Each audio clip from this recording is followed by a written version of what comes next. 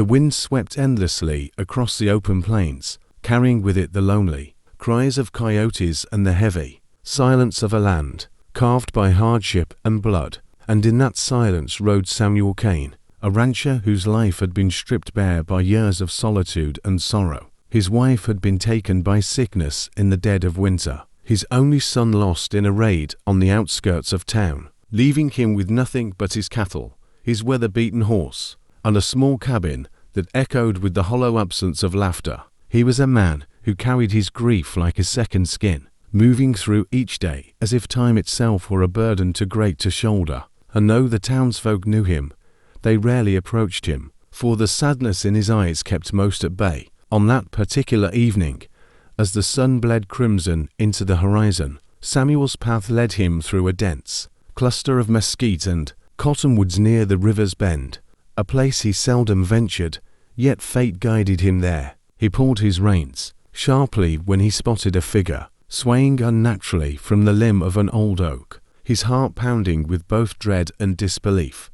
And as he approached, the truth carved itself into his chest. Like a knife there hung a young Apache girl, no older than 15, her small body suspended by a rough rope, her dark braids tangled in the evening wind, and around her neck, a crude wooden sign scrawled in black coal letters, "White man don't forgive, Samuels." Breath caught as though the earth had stolen the air from him, and he stared for what felt like an eternity, unable to move, unable to speak, for the sight was both a horror and a mystery. Slowly, with trembling hands, he cut her down, laying her gently on the ground, and to his shock, he realized she was not yet gone. The faintest whisper of breath still clung to her chest, her pulse weak but stubborn, as if the spirit of survival itself had refused to let go. Samuel's rugged face softened, his eyes burning with a mixture of fury and compassion, for whoever had done this wanted her to suffer, to send a message, and he, a lonely rancher who had long sworn to keep to himself, now found himself with a dying girl in his arms, and a storm of questions raging in his mind. He carried her to his horse, whispering words of comfort, though she could not hear them, promising silently to the heavens that he would not let her perish like this, not in his land, not in his sight. As he rode hard for his ranch, his thoughts burned. Was this the work of vengeful settlers who despised the Apache, or perhaps outlaws who sought to ignite another war? The sign mocked him, mocked all men like him, and yet Samuel felt not the sting of guilt, but the weight of responsibility, as though fate had chosen him to rewrite the cruel message with an act of mercy. The night stretched long as he tended to her wounds, cutting away the rope burns on her neck, dabbing her forehead with cool water, coaxing her to sip broth when her lips trembled. For hours she lay still, and Samuel kept watch, his weary eyes refusing to close, until at last, in the pale grey of dawn, her eyes flickered open, dark as coal and filled with both terror and defiance. She tried to rise, to fight him, but her body betrayed her, and Samuel placed a calming hand on her shoulder, speaking softly, telling her she was safe, though she spat words in her native tongue, mistrusting him as all her people mistrusted white men. Yet Samuel did not falter, for he understood her fear, and in that fragile moment, something stirred in him that had been buried beneath years of loneliness, the will to protect. Over the next days, the girl, whom he learned was called Naili, slowly regained strength, though she remained silent, her eyes always wary, her spirit hardened by whatever torment had left her hanging from that tree. Samuel did not press her with questions, for he knew trust could not be forced, but in his heart he vowed to uncover who had done this and why. As he worked the ranch, fixing fences and tending cattle, he would catch her watching him from the doorway, studying his every move, and sometimes he would speak to her of his late wife, of his boy, of the silence that haunted him, not because he expected her to answer, but because the words needed to be spoken, and she, though a stranger, was the first soul to hear them in years. And as the story of the lonely rancher and the young Apache girl began to weave itself into destiny's hands, Samuel felt the faintest spark of something he had long forgotten: hope.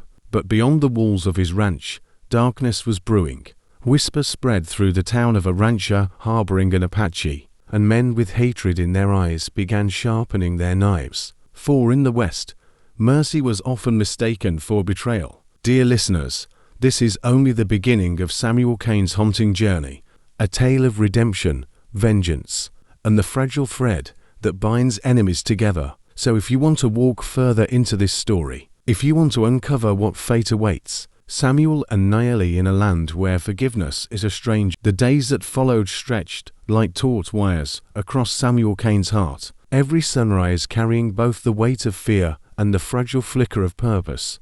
For while Naeli's body healed, the scars of mistrust carved deep into her spirit remained, and Samuel knew that trust was not a gift but a seed that required patience, water, and time. He rose each morning before the roosters crow, stoking the fire, setting coffee to boil, and watching her from the corner of his eye as she sat on the edge of the small wooden cot, her dark hair spilling over her shoulders, her expression unreadable yet her gaze sharp, like an eagle that had been caught in a snare, but still dreamed of the sky. Some mornings, she startled awake, clutching her throat as if the rope still tightened around it, and Samuel would whisper gently that she was safe, that no harm would come to her here, though she rarely answered. Yet slowly, almost imperceptibly, the silence between them began to bend. She would take the bread he offered without hesitation, sip the broth without turning her face away, and once, when he left a blanket draped over her shoulders during a cold night, she whispered a single word in broken English or thanks.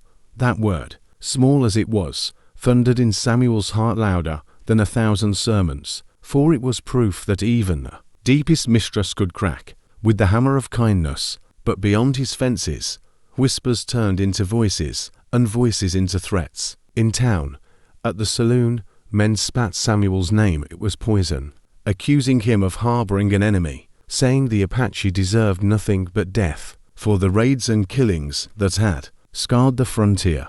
One evening, as Samuel rode into town for supplies, the blacksmith, a heavy man with soot on his hands, cornered him and growled, "You keep her on your land, Cain, and you'll bring trouble on us all. That girl ain't no orphan, she's bait. Her kind don't forget, and they don't forgive." Samuel stared back, his jaw tight, and replied in a voice as steady as stone, "Maybe it's time someone did forgive." The words left the room in silence, but they also painted a target on his back. By the time Samuel returned to his ranch, a storm was brewing not in the skies, but in men's hearts, and he knew it was only a matter of time before it reached his gates. Naeli, though silent, sensed it too. Her eyes would dart to the horizon, her ears tuned to the faintest sound, and Samuel suspected she carried secrets she had not yet shared, secrets about why she had been left hanging with that cruel sign. One night, as the fire cracked low, she finally spoke, her voice trembling like the earth before a quake. She told him of a band of men, white settlers who had ambushed her people near the river, killing without mercy, and how she had been spared not out of pity but cruelty, left alive to send a message of vengeance. The sign around her neck was not her people's voice, it was theirs, a twisted warning that forgiveness had no place here. Samuel's fists clenched, his knuckles white, for the truth cut deeper than any blade.